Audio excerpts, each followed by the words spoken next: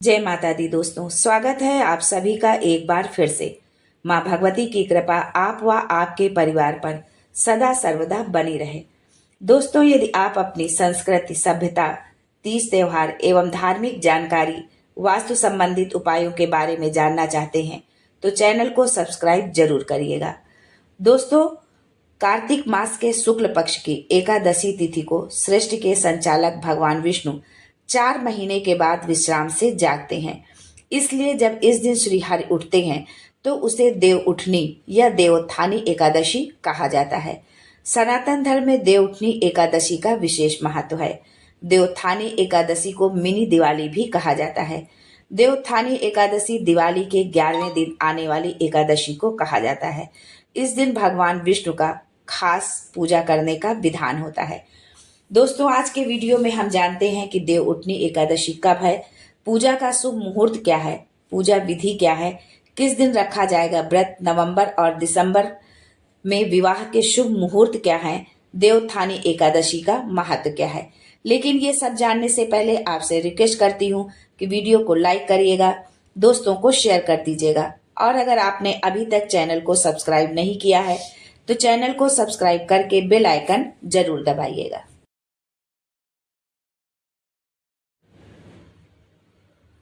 सबसे पहले जान लेते हैं देवोत्थानी एकादशी कब है। दोस्तों, देवोत्थानी एकादशी की शुरुआत 22 नवंबर रात 11:03 पर होगी और देवोत्थानी एकादशी का समापन 23 नवंबर रात 9:01 पर होगा। देवोत्थानी एकादशी व्रत 23 नवंबर 2023 दिन गुरुवार को रखा जाएगा। दोस्तों, देवोत्थानी एकादशी के दिन सुबह जल्दी घर में साफ सफाई कर स्नान करें, मंदिर की सफाई करें। पूजा करने के लिए चौकी पर भगवान विष्णु की तस्वीर या मूर्ति को स्थापित करने के बाद पूरे विधि विधान से पूजा करें। भगवान विष्णु का चंदन और हल्दी कुमकुम से तिलक करें, घी का दीपक जलाएं और प्रसाद चढ़ाएं। भोग में तुलसी की पत्ती जरूर डालें। बिना तुलसी के भगवान भोग ग्रहण नहीं करते हैं, इस बात का आप विशेष ध्यान रखें।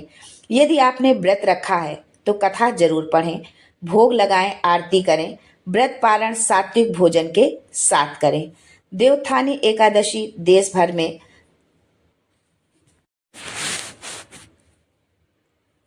देवोत्थानी एकादशी से देश भर में शादियों का सीजन भी शुरू हो जाता है। वहीं देवउठनी एकादशी के दिन शादी बिना पंडित के सलाह के की जा सकती है, यानी कि यदि आप उस दिन विवाह कर रहे हैं तो किसी भी मुहूर्त और पंडित की आवश्यकता नहीं है, क्योंकि इस दिन बिना मुहूर्त के ही शुभ कार्य आप कर सकते हैं। दोस्तों, चातुर्मास की शुरुआत देवशयनी एकादशी से होती है और इसका समापन देव उठनी एकादशी पर होता है। चतुर्मास के दौरान सभी मांगलिक कार्य, विवाह, मुंडन, जनेऊ संस्कार कार्यों पर रोक लग जाती है, परंतु देव उठनी एकादशी से सारे शुभ कार्य शुरू हो जाते हैं। चतुर्मास खत्म होने के बाद ही लोग निवेश, वाहन, प्रॉपर्टी, सोना चांदी आदि की खरीदारी करते हैं। यही कारण है कि देवउठनी एकादशी का सबको बेसब्री से इंतजार रहता है। दोस्तों, इस दिन तुलसी माता और शालिग्राम का विवाह होता है।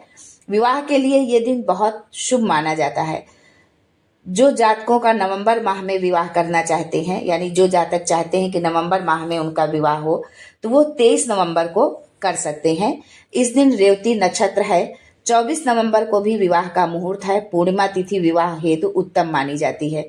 28 नवंबर को भी विवाह मुहूर्त है, लेकिन मंगलवार होने के कारण इस दिन विवाह करना वर्जित माना गया है।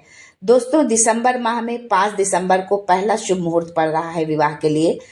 नक्षत्र है उत्तरा फाल्गुनी और तिथि है नवमी। 11 दिसंबर को विवाह मुहूर्त है। इस दिन तिथि अमावस्या और नक्षत्र अनुराधा है। अंतिम विवाह मुहूर्त 15 दिसंबर को है। इसके बाद खरमास लग जाएगा और खरमास में कोई भी शुभ काम नहीं किया जाता है। दोस्तों, देवोत्थानी एकादशी के पूजा का शुभ मुहूर्त सुबह के समय 6:50 से 8:09 तक रहेगा और रात्रि में शाम को 5:25 से 8:46 तक पूजा का शुभ समय होगा। व्रत पारण का शुभ समय 24 नवंबर को सुबह 6:51 से सुबह 8:57 तक है, यानी व्रत का आप पारण इस समय कर सकते हैं। दोस्तों, अब जानते हैं देवोत्थानी एकादशी का महत्व क्या है। इस साल 23 नवंबर को कार्तिक माह के शुक्ल पक्ष को देव उठनी एकादशी पड़ रही है। ये एकादशी भगवान विष्णु के 5 महीने के बाद जागने का प्रतीक है। इस बार अधिक मास पड़ने के कारण 5 महीने का ये समय हो गया है। ऐसी मान्यता है कि इस दिन से सभी मांगलिक कार्य शुरू हो जाते हैं। इस एकादशी का धार्मिक ही नहीं बल्कि आध्यात्मिक महत्व भी बहुत है। पुराणों में भी इसके महत्व का वर्णन मिलता है। देवउठनी एकादशी के दिन भगवान विष्णु को योग निद्रा उनकी समाप्त होती है और प्रारंभ होता है सकारात्मक शक्तियों का प्रभाव। तुलसी के साथ शालिग्राम स्वरूप विष्णु जी का विवाह तुलसी जी के साथ हुआ था। कार्तिक माह में यदि आप भगवत गीता का पाठ करते हैं तो समस्त पापों का नाश हो जाता है। आज के लिए बस इतना ही दोस्तों, मिलते हैं अगले वीडियो में एक नई जानकारी के साथ। तब तक के लिए जय विष्णु, जय माँ तुलसी।